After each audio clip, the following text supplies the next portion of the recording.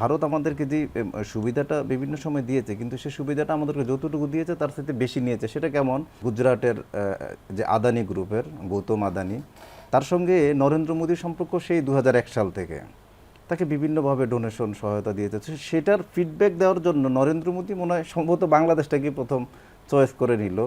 যখন 2015 সালে নরেন্দ্র মোদী আমাদের দেশে আসে এবং বাংলাদেশ সরকার তাকে খুব ভালোভাবে মনে হয় খুব এই পর্যন্ত যত প্রধান আসছে সবচেয়ে ভালোভাবে তাকে রিসিভ করলো এবং ঢাকা ইউনিভার্সিটিতে একটা সংবর্ধনাও তাকে দেওয়া হয়। সেখানে এই নরেন্দ্র মোদী শেখ হাসিনার সঙ্গে পরিচয় করিয়ে দিলেন এই গৌতম আদানির সঙ্গে, আদানি গ্রুপের আদানি এবং রিলায়েন্স, ওদের দুই ভাইদের সঙ্গে।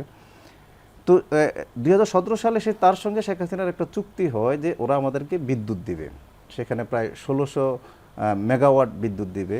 এইরকম চুক্তি আর কোনো রাষ্ট্রের সঙ্গে হয় নাই, যে ওরা আমাদেরকে প্রতি মেগাওয়াটের এগেনস্টে 2022-23 সালে সেটা আমাদের থেকে নিবে ওরা 14.7 টাকা পার মেগাওয়াট। অথচ আমরা গভর্নমেন্টকে প্রতি মেগাওয়াটে দেই বিদ্যুতের জন্য মাত্র 7 টাকা 8 টাকা 77 পয়সা।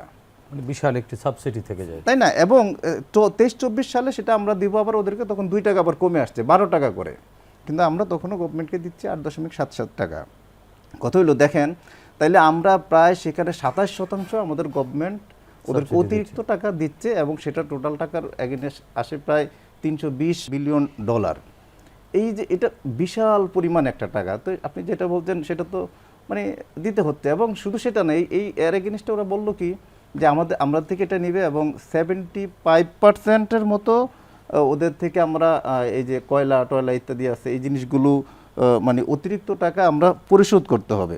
এইটা যে শুধু পুরো টাকাটা ওরা নিত তা না, এই টাকাটা আমাদের এখানে আমাদের যে ফ্যাসিস্ট সরকার এবং ফ্যাসিস্ট সরকারের যারা এটার সঙ্গে চুক্তি সম্পাদনা করতেন তাদের কাছে একটা মধ্যস্বত্ব ভোগী ছিল রাইট দলের মধ্যে, হ্যাঁ সেটা যেত। এর ফলে তারা এই কাজগুলো মানে খুব ভালোভাবে ওরা সম্পূর্ণ করতে পেরেছে। জাপানের সঙ্গে ভারতের একটা চুক্তি হয়, যে চুক্তি ওদের মানে বুলেট ট্রেন, সেখানে ওদের থেকে ওরা টাকা নেয় প্রায় $1 লক্ষ কোটি।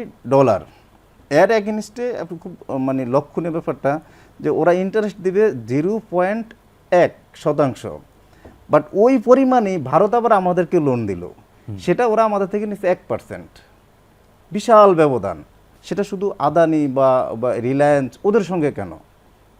মানে কারণ এই গুজরাটে যে গণহত্যা হলো, সেখানে এই যে মোদী সরকার মোদী ঘনিষ্ঠ ব্যবসায়ীদেরকে সুবিধা দিতেই শেখ হাসিনা এটা সকল নিয়মকানুন রাইট। কিন্তু দেখেন দেখিয়ে এই ভারতে আবার যখন ইসরায়েলের সঙ্গে চুক্তি করে তখন কিন্তু এই চুক্তি থাকে না, তখন তাদের চুক্তি নাম অন্যরকম হয়।